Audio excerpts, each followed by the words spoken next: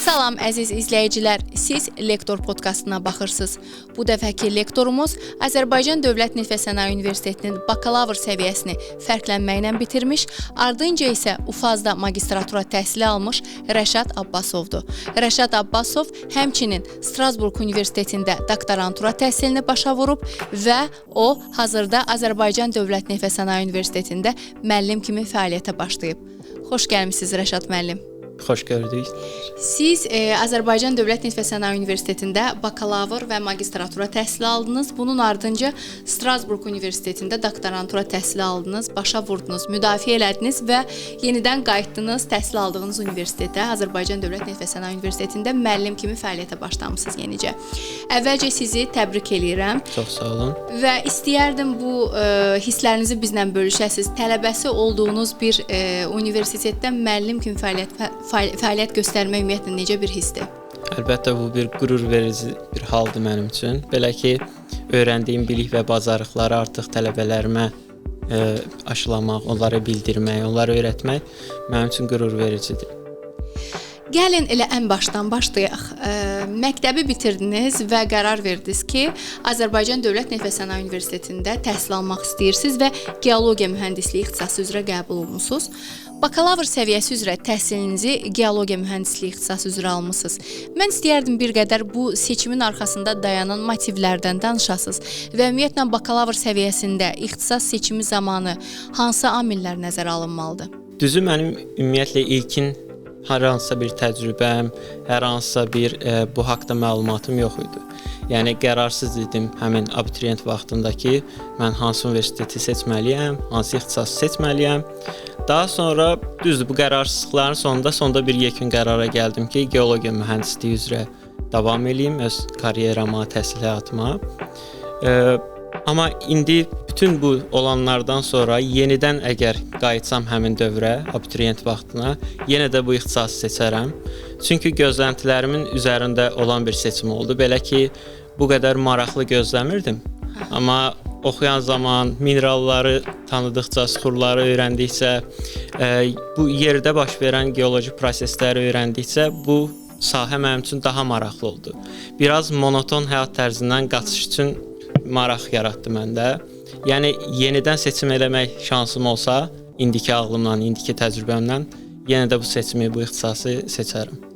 Ümumiyyətlə ixtisas seçimi zamanı nələrə diqqət olunmalıdır sizcə? İxtisas seçimi zamanı biz baxmalıyıq.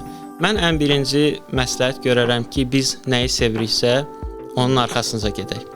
Sevdiyimiz peşə olmalıdır. Məsələn, yadımdadır ki, burada oxuduğum müddətdə və həmçinin məktəbdə şagird olduğum müddətdə mən yeni bir elmi məlumat öyrənəndə, onu dərk eləyəndə uşaq kimi sevinirdim. Düzdür, o vaxt onsuz da uşaq idim. Tələbə vaxtı da sadəcə özümü biraz müşahidə elədim, gördüm ki, bu məndə hər hansısa belə bir xoşbəxt hisslər yaradır, oyadır. Öz maraqlarınızı tələbə vaxtında daha dəqiqləşdirə bildiniz. Bəli. Amma artıq ixtisas seçimi başa çatmışdı. Bəli. Amma belə deyək də, bu seçimi daha erkən yaşlardan düzgün eləmək çox çətin məsələdir. Əlbəttə, sadəcə bunu bildirdiklərimi nəyə gətirmək istəyirəm. Orada məndə maraq yarananda fikirləşdim, o zaman şagird vaxtlarından söhbət gedir.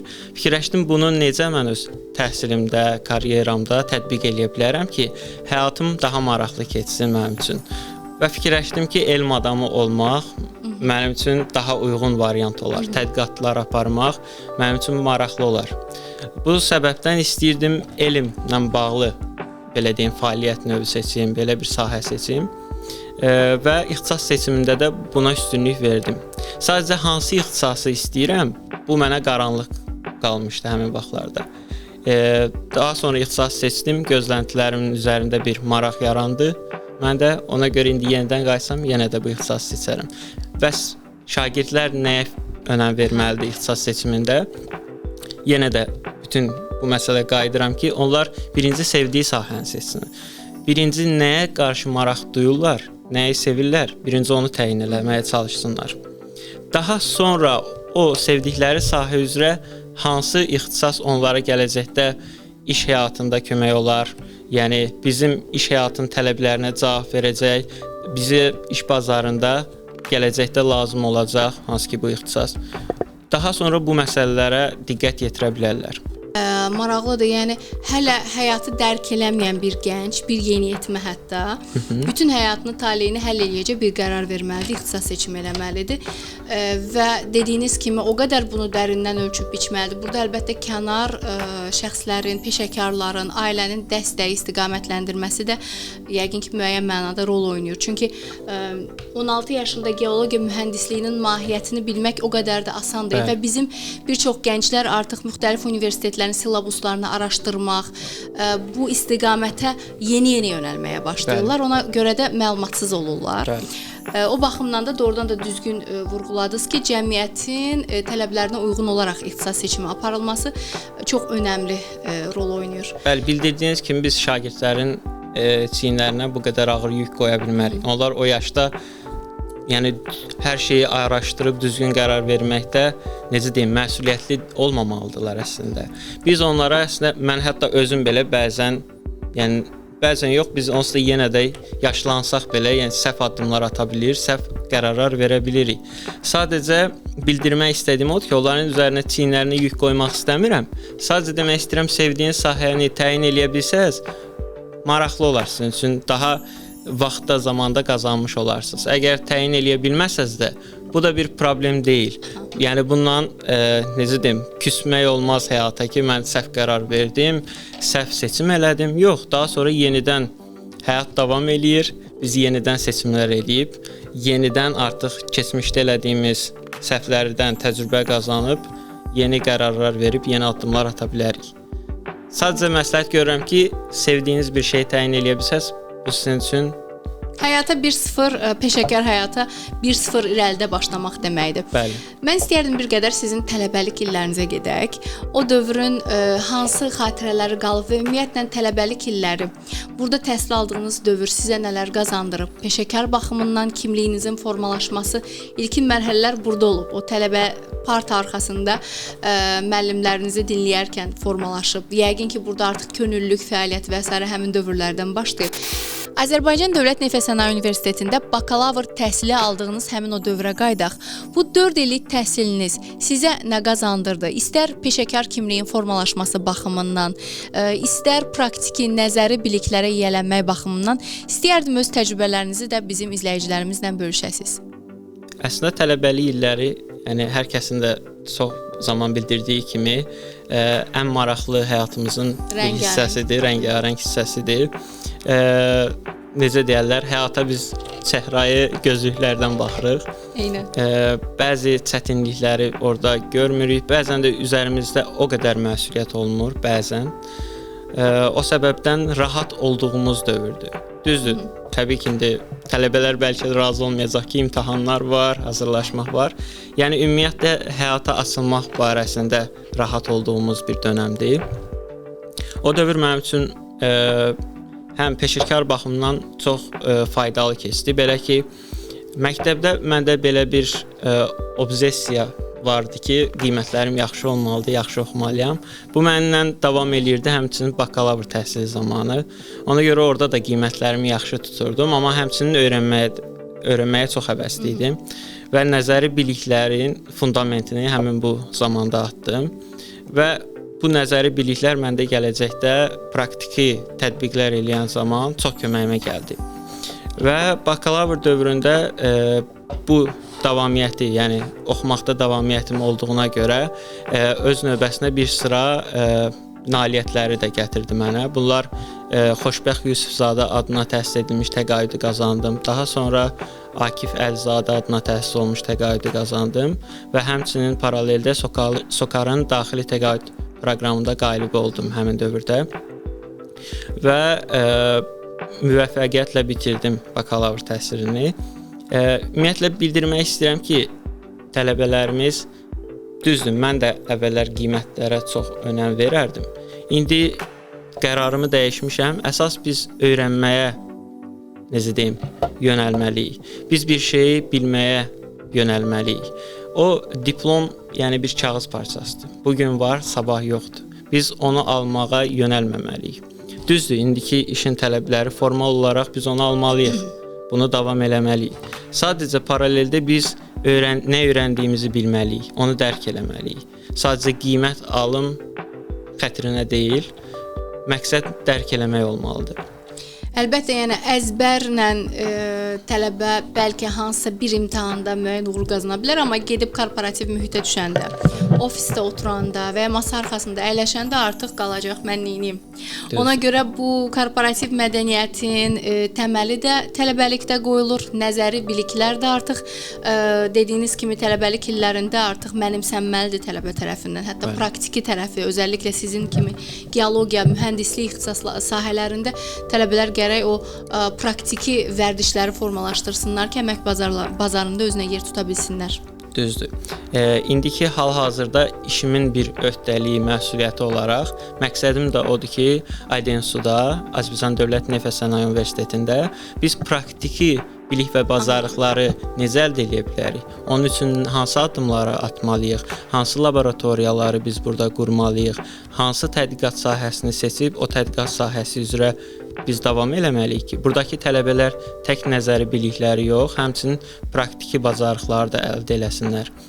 Mən o zaman burada bakalavr təhsilini bitirəndən sonra magistr təhsili üçün təbii ki, ADNSU-da da qəbul almışdım, UFAZ-da da. Yəni bildiyimiz kimi Fransa-Azərbaycan Universiteti də Azərbaycan Dövlət Neft və Sənaye Universitetinin nəzdindədir. Mən hər iki halda, hər iki deməli şöbə üçün, hissə üçün qəbul almışdım. Magistr qəbul almışdım. Sadəcə qərarsız idim ki, ADNSU-da qalıb öz komfort zonamdan çıxmayıb yenidən magistr təhsilimi davam edeyim, yoxsa Fransa-Azərbaycan Universitetinə keçid edeyim. Amma bu seçim yaxşı oldu mənə, hansı ki Fransa-Azərbaycan Universitetini seçməyim magistr təhsili üçün. Belə ki, orada mən artıq praktiki bacarıqlar əldə elədim. ADNSU-da bakalavr təhsili alan zaman məndə onları öyrəndiklərimi tətbiq eləmək üçün bir aclıq yaranmışdı məndə ki, öyrəndiklərimi nə zaman bəs tətbiq eləyəcəm. Ümumiyyətlə, bilik və bacarıqlarım, hansı ki Azərbaycan Dövlət Neft və Sənaye Universitetində öyrəndiklərimi fazla artıq praktiki şəkildə tətbiq eləməyi öyrəndim. Bu mənə artıq bir məsələni dərindən anlamağa, öyrənməyə və tətbiq eləməyə şərait yaratdı. Hansısa problemlərin həllini artıq sistemli şəkildə müəyyən ardıcıllıqla öyrənib, tətbiq eləyib, məsələnin həllinə gəlib çata bilirdim. Və magistrda da bildiyiniz kimi UFAZ-ın belə bir proqramı var ki, o tələbələrini 4-cü semestrdə və yaxud da 2-ci kursun 2-ci semestrində Fransaya tədqiqat üçün göndərir. Həmin bu tədqiqat zamanı məndə tədqiqata qarşı maraq oyandı və daha sonra doktorantur üçün orada qalmaq istədim. Və doktorantura təhsilim üçün deməli qəbul alandan sonra Strasburq Universitetindən maliyyələşdirmə üçün dövlət proqramına müraciət elədim və dövlət proqramı çərçivəsində də doktorantura təhsili aldım. Əla, siz belə deyək də bakalavr dövründən bir tələbənin qarşısına nə fürsət çıxıbsa, hamısından faydalanmısınız. Həm təqaüd proqramlarının qalibi olmusunuz, həm magistratura dövründə Fransaya seçilən tələbələrdən biri olmusunuz. Əlbəttə, bu da özünüzün yüksək qiymət ortalaması, öz uğurunuzdur, özünüzün bacarığınız sayəsində bunu əldə eləmisiniz. Doğrudan da təqdirə layiq haldı. Və magistraturanı yer elmləri üzrə UFAZ-da təhsil almısınız. Bu da həm Azərbaycan Dövlət Neft və Sənaye Universitetinin, həm də Strasburq Universitetinin iki fərqli proqramı 2 ildə bitirmək deməkdir. Bu da həqiqətən də doğrudan da çətindir. Mükafatı da çoxdur. Siz 2 diplom əldə edirsiniz, amma çətinliyi də çoxdur. Həqiqətən də çox fokuslanmağı və o 2 ili ciddi şəkildə həm öyrənməyi, həm praktiki bilikləri inkişaf etdirməyi tələb eləyir və siz bununla yanaşı öz karyeranızı elmi istiqamətdə görməklə bağlı da qərar vermisiniz. Ümumiyyətlə Strasburg Universiteti ilə əlaqələri də elə magistratura dövründə qurdunuz. Bu müəyyən baxımdan hansı istiqamətdə özünüzü görməyinizi anlamağınız üçün bir fürsət oldu. Mən istəyərdim bir qədər magistratura təhsilinizlə bağlı daha ətraflı danışasınız. Yəni UFAZ-da təhsil aldığınız bu 2 il ərzində tədqiqat istiqamətinin, belə deyək də, tədqiqat istiqamətində necə təməlini qoydunuz öz marağınızın və doktorantura təhsilinizin? Çünki bir çox tələbələr var ki, düşünürlər, mən doktorantura təhsil almaq istəyirəm. Amma hardan başlasınlar? Özəlliklə xaricdə təhsil almaq istəyənlər. Xüsusi imtahan tələb olunmur, digər orada şərtlər var, elmi rəhbər, mövzunun seçilməsi, tövsiyə məktubu kimi digər məsələlər. Bunu bilmirlər hardan başlamaq lazımdır. Yəni magistratura dövründə siz nələr elədiniz və doktorantura təhsilinizin təməlini necə qoydunuz? Bəli. Ümumiyyətlə qərar vermək istəyiriksə, əgər düzgün seçim eləmək istəyiriksə, ən yaxşı yol ən birinci müşahidə eləməkdir və müşahidə aparmaq üçün müəyyən bir özümüzə zaman tanımaqdır. Mən də həmçinin bu zamanı özümə tanıdım. Yəni 1-ci il magistratura dövründə müşahidə elədim ki, mənə tutalım müxtəlif istiqamətlərdə fənlər keçilir. Bu fənlərə hansına daha çox marağım var və hansı sahə üzrə araşdırma eləsəm mənim üçün daha uğurlu nəticələr əldə edərəm və bu yəni bildirmək istədiyim odur ki, biz müşahidə eləməliyik və biz hansı fənn üzrə daha yaxşı öz necə deyərlər, bilik bacarıqlarımızı ortaya qoya biliriksə, o sahəni seçməliyik. Düzdür, bizdə belə bir anlayış var ki, tələbə və yaxud da şagird bütün istiqamətlər üzrə yaxşı qiymət almalı, hər birində uğurlu olmalıdır, universal bir şəxsiyyət formalaşmalıdır. Amma xaricdəki təcrübə nədir? Bu insan bir istiqamət üzrə ixtisaslaşmalıdır. Ola bilər bu fənn üzrə o yaxşı deyil, amma digər üzrə çox yaxşıdır və o yaxşı olan tərəfi seçib onun üzərində fokuslanır. Bizdə isə nə qərarlar veririk? Bunda pisdir, bu fəndə pisdir dediyim, yəni burada bilik və bacarığını uşaq göstərə bilmir. Onun üzərinə fokuslanırıq ki, onda getsin bu üzrə hazırlaşsın. Bu hissəni qaldırar. Riyaziyyatı zəifdir, riyaziyyatdan hazırlaşsın, amma eyni zamanda humanitar fənlərdə də mükəmməl olsun, fizikada da filan. Bu da əlbəttə artıq kiçik yaşlardan uşağı psixoloji olaraq böyük bir gərginliyin içinə salır. Bəli. Təməlini düzgün qoymaq lazımdır həqiqətən təhsilə yanaşmada. Düzgün vurğuladınız. Mən istəyərdim bir qədər elmi işinizin, mövzunuzun seçimindən danışasınız. Çünki bakalavr səviyyəsi çox ümumidir. Ümumi olaraq öyrənirsiniz. Magistratura bir qədər artıq daralır sizin sahəniz. Daha dəqiq mütəxəssis olursunuz müəyyən sahə üzrə, amma doktorantura sırf sizin belə deyək də bir marağınız var. Elmə vermək istədiyiniz töhfə var. Bu mövzunu işləyirsiniz, onu tədqiq eləyirsiniz. Sizdə bu mövzu nə idi və bu maraq da yenə necə formalaşdı? Ümumiyyətlə, magistr dövründə bu mövzu artıq seçilmişdi. Yəni, professorlar özlərinə, sahələrinə uyğun olaraq müəyyən mövzunu sizə təklif edirlər. Bizdə torpaq sürüşməsinin modelləşdirilməsi mövzusu idi magistr sahəsində, magistr ixtisası üzrə, belə deyək. Daha doğrusu magistr dərəcəsi üzrə, yer elmləri ixtisası üzrə. Mən Fransaya gedəndə, biz bu ixtisas üzrə işləyəndə gördük ki, daha maraqlı nəticələr əldə edə bilərik, əgər biz bu işi davam eləsək. Və bunun üçün fikirləşdim ki, doktoranturada da həmin işi götürüm, davam eləyim, daha yaxşı, uğurlu nəticələr əldə eləyək. Biraz da həmin dövrdə neft-qaz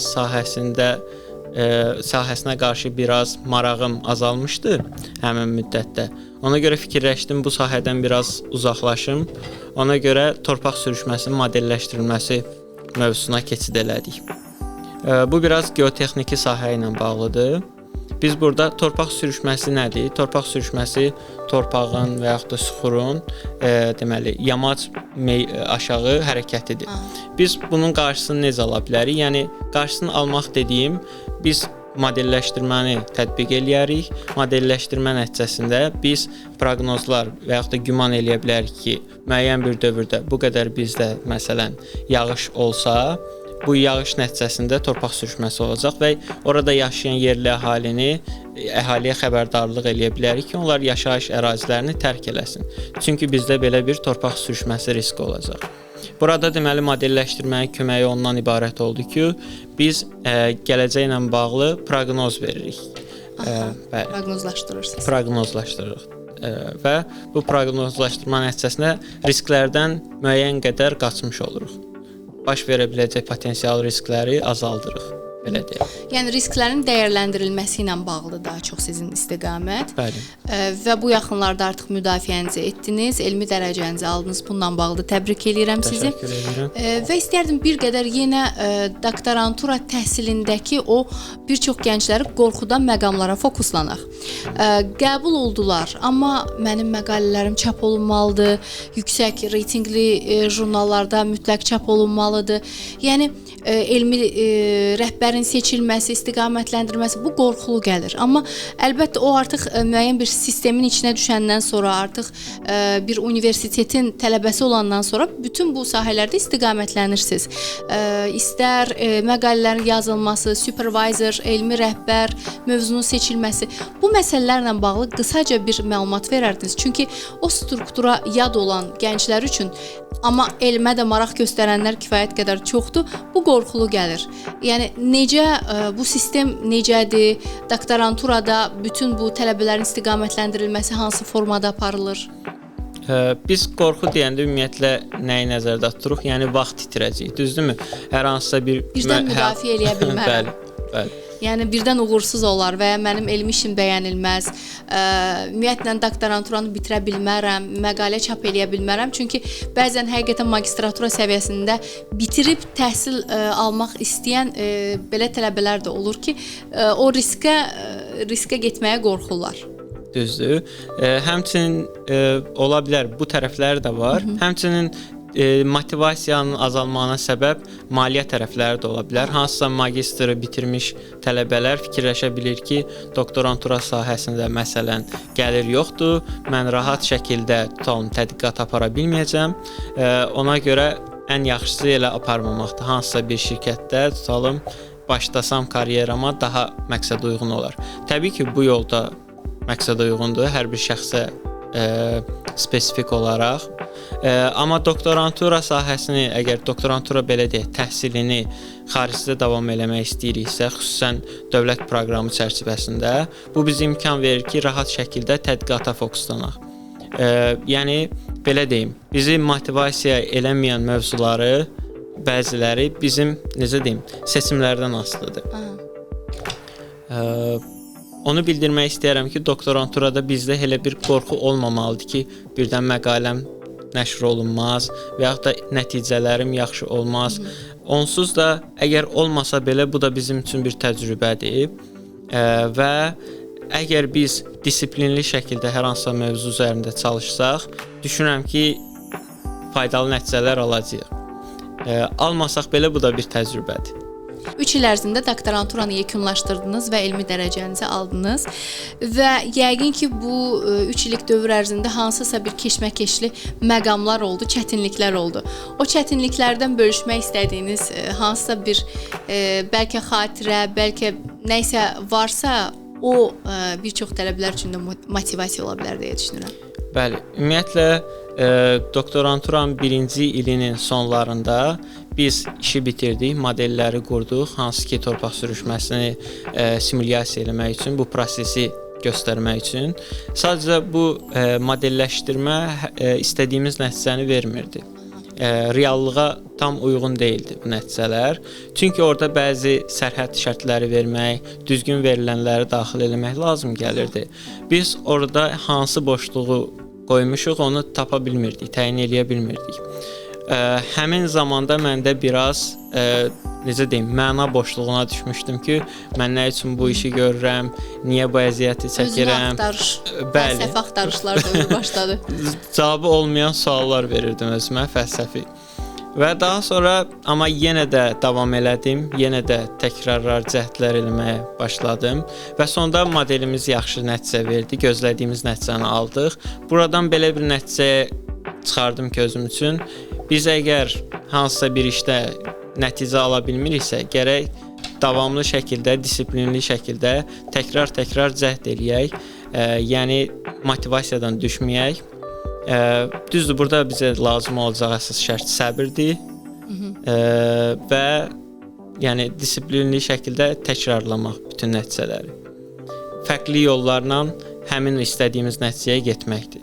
İstəyərdim bir qədər xaricdə təhsil almaq təcrübəsindən danışasınız. 2019-2023-cü il dövlət proqramı çərçivəsində xaricdə doktorantura təhsili almısınız və yeni bir mədəniyyət, həm adaptasiya dövrü, eyni zamanda doktorantura təhsili. Bu ikisi də özü ilə bir sıra çətinlikləri gətirir. Digər tələbələrə məsləhətiniz nələrdir? Yəni bu adaptasiya dövrünü asanlaşdırmaq, eyni zamanda tədrisə fokuslanmaq, elmi işə fokuslanmaq eyni anda hamısı çətindir, amma artıq bu yolu seçən bir gənc üçün də bunları eləmək bir öhdəlikdir. Bəli. Ümumiyyətlə UFAZ-da təhsil mənə bu imkanı yaratdı ki, artıq mən xaricə gedəndə orada özümü çox rahat hiss eləyirdim. Çünki UFAZ-da artıq təməli orada qoyuldu. Xarici müəllimlərlə ünsiyyətdə olmaq, Fransadan gələn mütəxəssislər və s. siz özünüzü onsuz da Avropada hiss eləyirdiniz. Avropa mühitini artıq mən burada qazanmışdım. Orada necə deyim, Avropa mühitini artıq burada yaşayırdım. Ona görə ora gedəndə mənim üçün heç bir çətinlik olmadı bu cəhətdən. Və həmçinin tələbələrə də gələcək magistratura və yaxud da bakalavr oxumaq istəyən tələbələr üçün də maraqlı olar ki, UFAZ-ın proqramlarını araşdırsınlar. Məsləhət görərəm ki, bakalavrı Adensuda başlasınlar, çünki nəzəri biliklər əldə eləsinlər. Daha sonra UFAZ-da praktiki bacarıqlara yiyələnsinlər. Məsələn, magistrda. Daha sonra istəsələr karyera ilə, yəni hansısa bir işdə fəaliyyət göstərərlər, burada qalıb və yaxud da hansısa elmi sahəyə yönələ bilərlər. Məsələn, doktorantur üzrə.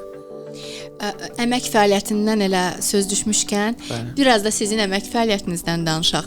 Kifayət qədər gəncsiniz, elmi dərəcəniz olmağına baxmayaraq, tələbəlik illərində müəyyən könüllülük fəaliyyəti olub, müəyyən magistratura dövründə Bakıda təhsil aldığınız üçün müəyyən burada qısa müddətli əmək fəaliyyətiniz də oldu, sonra doktoranturaya getdiniz və hazırda Azərbaycan Dövlət Neft və Sənaye Universitetinin müəllimisiniz.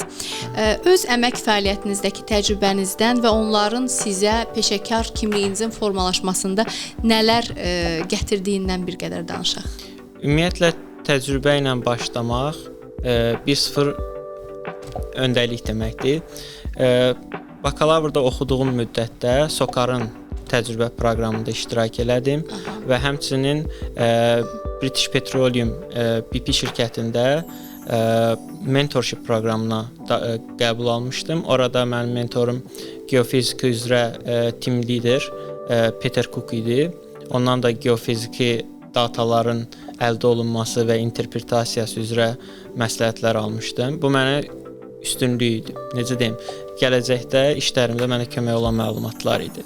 Daha sonra magistr dövründə mən Elmlər Akademiyasında böyük laborant olaraq fəaliyyətə başladım və həmçinin orada böyük laborant kimi fəaliyyətimi bitirdikdən sonra Azərbaycan Beynəlxalq Qızıl Mədən şirkətində fəaliyyətə başladım. Orada da kiçik geoloq olaraq işləyirdim. Həmin dövr mənim üçün biraz çətin dövrlərdən idi. Çünki paraleldə həm magistr oxuyursunuz, hansı ki ikili proqramlı bir strukturu var. Həmçinin siz mədəndə də işləyirsiniz, geoloji kəşfiyyat işlərində də varsınız. Bu dövr mənim üçün çətin bir dövr idi, belə deyək. Doktorantura özü çətin idi, amma mənim üçün magistr dövrü doktoranturadan daha çətin idi. Hətta. Bəli, çünki düşünün ki, siz bizdə magistr dərsləri bildiyiniz kimi hansısa həftələr üzrə təşkil olunurdu. Tutalım bu həftə Fransadan dəvət olunmuş hansısa professor öz dərsini tədris eləyirdi. Daha sonra sizdə 2 həftəlik və yaxud da 3 həftəlik, bəzən də 1 aylıq boşluqlar yarana bilirdi digər dərslər arasında. Həmin bu müddətdə də mən Gədəbəyə gedib orada kiçik geoloq kimi fəaliyyət göstərirdim. Və bu müddət mənim üçün bəli, ən çətin periodlardan idi, dövrlərdən idi. Və doktoranturanı eləmək onun üçün mənim üçün çox da çətin olmadı. bu çətinliklərdən sonra. Yəni artıq tələbəlik, magistratura dövründə ala biləcəyiniz qədər yük almısınız. Həm iki universitetin eyni anda tələbəsi olmaq deməkdir, o fazda təhsil almaq, həm peşəkar fəaliyyətə başlamaq, bölgələrə getmək filan, bu doğrudan da çətin bir məsələdir. Amma bunun nəticəsində də siz artıq doktoranturada öz elmi işinizi və hansı sahə üzrə müdafiə eləmək istədiyinizi, mövzunuzu müəyyən qədər formalaşdırmışdınız və doktoranturanın sizin üçün daha asan olmağının əslində kökündə magistratura dövründə o çətinlikləri artıq geridə qoymuş olmağınız dayanırdı məncə. Bəli, həmçinin bu dövrdə mən artıq neft-qaz sahəsi üzrə də biliklər əldə eləmişdim, təcrübə əldə eləmişdim. Həmçinin qızıl mədən üzrə də, yəni faydalı qazıntı yataqları üzrə də bilik və bacarıqlar əldə eləmişdim. Onun üçün artıq istədim daha fərqli bir sahəyə keçid edeyim, geotexniki sahəyə. Daha sonra ona görə torpaq sürüşməsi ilə bağlı araşdırma eləmək mənim üçün daha maraqlı gəldi. Biraz da yəni yenə də bildirdiyim kimi monotonluqdan qaçmaq üçün istədim fərqli bir sahəyə yönəlim. Əla. Keçmişdən danışdıq, bir qədər gələcəyə fokuslanaq. Gələcək tədqiqat planlarınız nələrdir bəs? Ümumiyyətlə iqlim dəyişikliyi ilə bağlı gələcəkdə bizdə təbii fəlakətlərin olması riskləri daha da artır. Biz bu risklərin qarşısını fiziki olaraq ala bilmərik. Amma bu risklərin qarşısını almaqda, yəni riskləri daha doğrusu azaltmaqda modelləşdirmənin bizə köməyi olacaq. Mən bu modellərin necə deyirlər,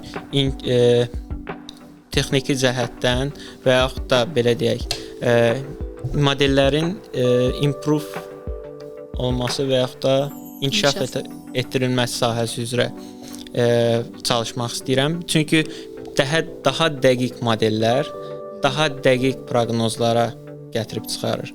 Yəni daha dəqiq modellər, daha dəqiq simulyasiya və daha dəqiq analiz deməkdir.